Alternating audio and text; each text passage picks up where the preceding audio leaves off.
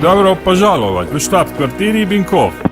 Welcome to Binkov's headquarters. I, Commissar Binkov, present you showdown between F-35 and Su-35. Due to the complexity of the topic, this is the first of two videos. Instead of a one-on-one dogfight, videos will compare the two 35s in a more realistic situation. The setup is: the attacker is using 4 planes to strike ground targets. The attacker is aware of defender's relocatable early warning radar. That radar could in reality be engaged by additional platforms or be joined by other sensors. To limit the variables, the scenario will assume only one working radar that won't be threatened. 2 multi-role strikers and 2 fighter escorts comprise the strike package. Strike planes are to overfly both targets, bomb them, and report on their status. Sukhois will fight against F-35A. Both will use plausible loadouts for US and Russian Air Force available by the end of 2017, without systems that haven't yet been certified. Outside this scenario, target distance may favor one plane's range over the other.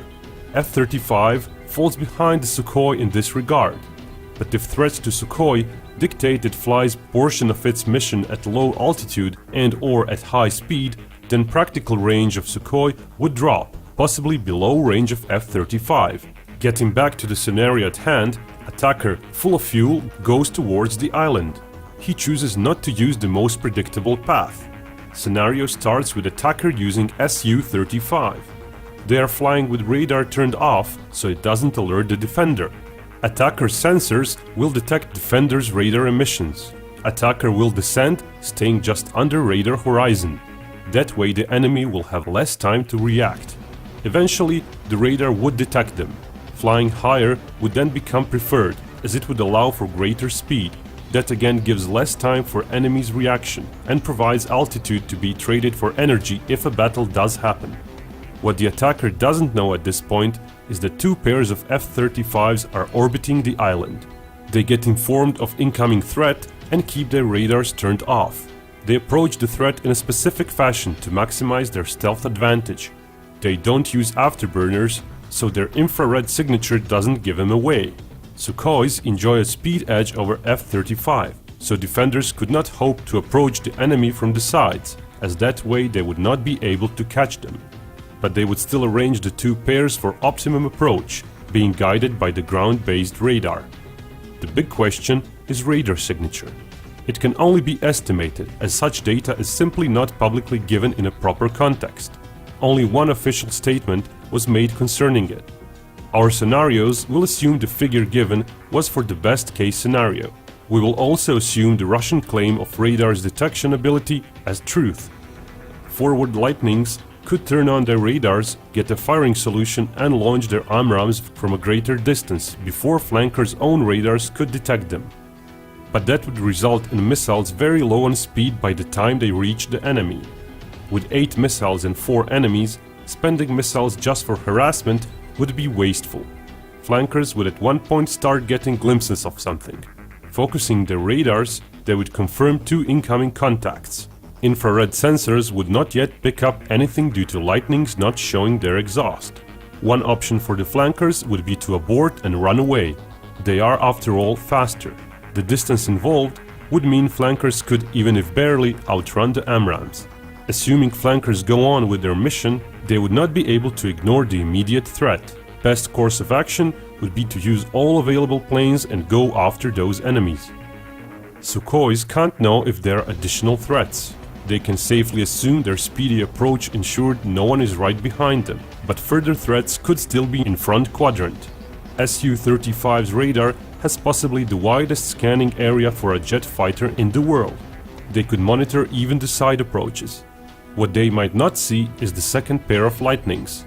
Those F-35s would however be too far away to engage the Sukhois at the same moment as the first pair of lightnings. Flankers would all have to go on the attack if they are to maximize damage to the incoming threat. Enjoying a greater missile load, they might start shooting their missiles even before F-35s do. Lightnings could fire their first salvo moments later, also a bit on the edge of their effective range. Both sides would use defensive measures. Sukhois have chaff and onboard jammers. F-35s would deploy tow jamming decoys on top of chaff and jammers. Even the best missiles miss often. When first tested, AMRAAM showed high hit chances. But in actual use, even in better situations than against Su-35, those chances dropped. Against an opponent which knows when to start evading using countermeasures, those chances would fall further. Estimates of percentages close to historical hit ratios of near-peer situation in the Gulf War will be used. Flankers jammers would mean actual AMRAAM lock-on range would suffer. Early salvo would harass F-35s and focus them on avoiding missiles rather than getting in the best situation for follow-on launches. But F-35s could use their hidden friends and turn towards them as they dodge Sukhoi's first salvo. The second pair of F-35s would turn on their radars to get target tracks. Sukhois would know by then someone else is approaching, but in all the commotion of dodging the first salvo and chasing the lightnings, proper reaction would suffer. R-77 missiles have a somewhat less capable seeker, so tracking a tiny radar signature would require them to rely on course corrections for most of the trip. Those corrections would further be interrupted by evasive maneuvers as flankers dodge missiles. Flankers could be firing more, choosing between the first pair of lightnings low on energy or the second pair posing a bigger threat. Second lightning pair would also launch, again on the edge of their effective range.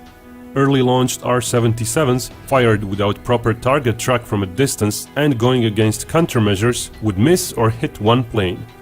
First salvo AMRAAMs would be going against Sukhoi's jammers and chaff, trying to obstruct the missile's view.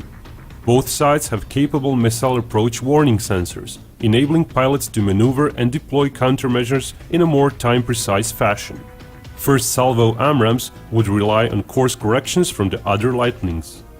Having no fake targets and facing a clearer radar return, the AMRAAMs in this scenario will be modeled as hitting one or two flankers. Missiles from downed flankers would lose course corrections and be neutralized. Another salvo of missiles from both sides would be fired, hoping to lock onto survivors. Chasing the runaway lightning pair, a couple of R-77s would be inadequate for a hit. At the same time, AMRAAMs for the second lightning pair would reach their targets and down another Sukhoi or two. F-35s might very shortly suffer on their own. Scenario will model one more downed. The survivor would seek protection, running towards the first pair of lightnings lining up for their own AMRAAM salvo. Last surviving flanker would be out of modern missiles.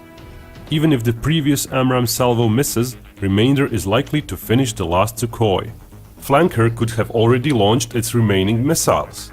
The distance would by now allow even the infrared guided missiles to be used, but given their old technology level, they're unlikely to score many hits. Had the setup been 6 intercepting lightnings, additional F-35 pair could have been concealed. Lightnings could afford to waste AMRAAMs for harassment from afar and run away, downing up to one flanker.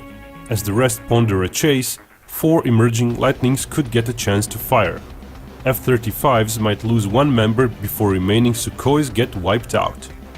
No verdict shall be given just yet, as another variation of this scenario awaits in the second video. More general comparison will also be made, as well as turning of the tables, a scenario when Sukhois have the advantage of defending the island. If you liked my analysis, you can always subscribe to this channel. And if you really like Binkov, you can support his videos via Patreon.